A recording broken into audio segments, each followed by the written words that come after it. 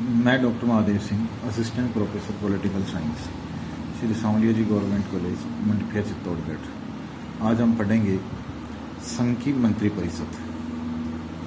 जैसा कि हम जानते हैं कि भारत के संविधान में संपूर्ण कार्यपालिका शक्तियाँ राष्ट्रपति को दी गई हैं, परंतु साथ साथ संविधान के अनुच्छेद 76 में ये प्रावधान किया गया है कि राष्ट्रपति अपनी कार्यपालिका शक्तियों का प्रयोग या अपने कार्यपालिका कृत्यों का निर्वहन करने में सहायता सहयोग के लिए राष्ट्रपति को अपने कार्यपालिका जो कृत्य हैं उनका निर्वहन करने में सहायता या सहयोग के लिए मंत्रिपरिषद होगी, जिसका प्रधानमंत्री होगा और राष्ट्रपति ऐसी सलाह के अनुसार ही कार्य करेगा।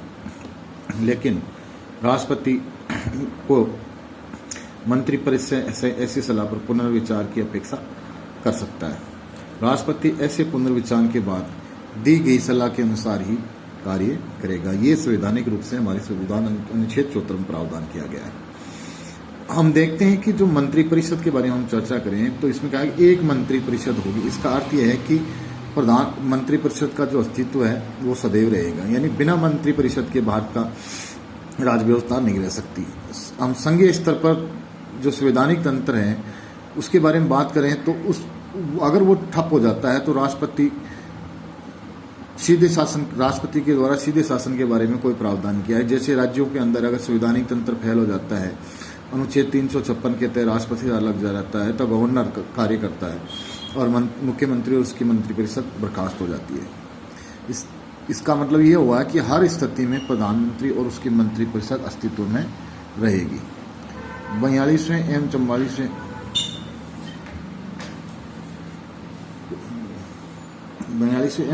संवैधानिक संशोधनों के बाद राष्ट्रपति के लिए बाध्यकारी होगा कि वह मंत्रिपरिषद की सलाह को स्वीकार करें और उसी के अनुरूप कार्य करें। मंत्रिपरिषद के निर्णय गोपनीयता से लिए जाते हैं और ये जो सीक्रेसी रहती है ना डिसीजंस को लेने के बारे में, वो राष्ट्रपति को जो सलाह दी जाती है मंत्रिमंडल से निर्णय लेकर वह भी सीक्रेट होता है और राष्ट्रपति और मंत्रिपरिषद के मध्य ही गोपनीय रहती है। अतः इसकी सीक्रेसी को सुप्रीम कोर्ट या अन्य हाई कोर्ट के अंदर भी चुनौती नहीं दी जा सकती। मंत्रिपरिषद में बात करें तो मंत्रिपरिषद में 3 प्रकार के मंत्री होते हैं। मंत्री यानी जिनके कैबिनेट मंत्री होते हैं, कैबिनेट जिसको कहते हैं, राज्य मंत्री और उपमंत्री।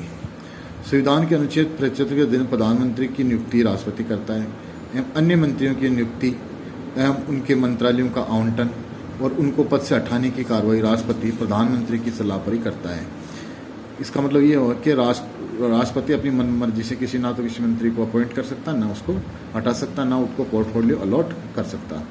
मंत्री व्यक्तिगत रूप से राष्ट्रपति के प्रति जिम्मेदार होते हैं क्योंकि वे राष्ट्रपति के प्रसाद पर्यंत पद धारण करते हैं, और मंत्रिपरिषद सामूहिक रूप से लोकसभा के प्रति उत्तरदायी होते हैं क्योंकि जब तक लोकसभा में बहुमत होता है तब तक ही वे पद पर बने रह सकते हैं।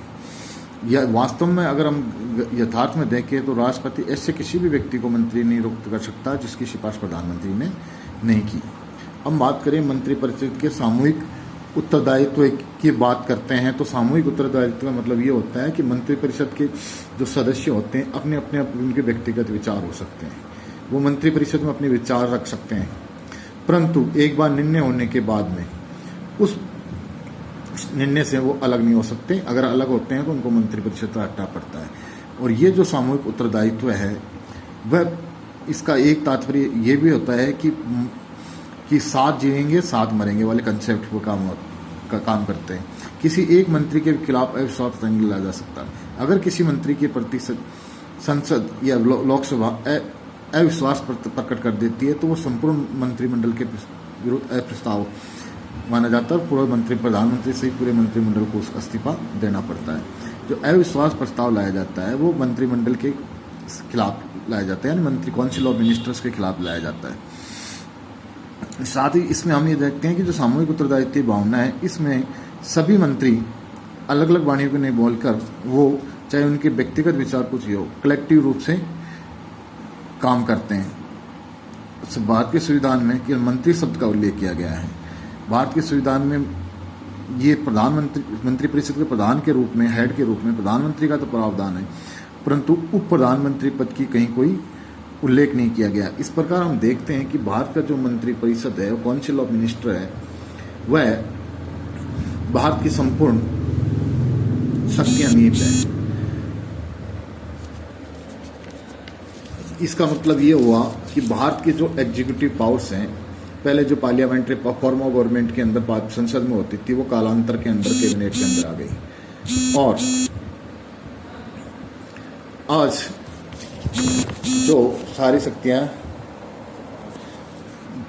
सारी शक्तियां हैं वो कैबिनेट से बढ़कर प्रधानमंत्री में निहित हो गई। तो इस प्रकार हम देखते हैं कि जो पार्लियामेंट्री फॉर्म ऑफ गवर्नमेंट थी वो कैबिनेट सिस्टम ऑफ गवर्नमेंट में परिवर्तित हुई, और कैबिनेट सिस्टम ऑफ गवर्नमेंट जो आज की जो परिस्थितियों में है वो प्राइम मिनिस्ट्रियल गवर्नमेंट के रूप में दिखाई दे रही है।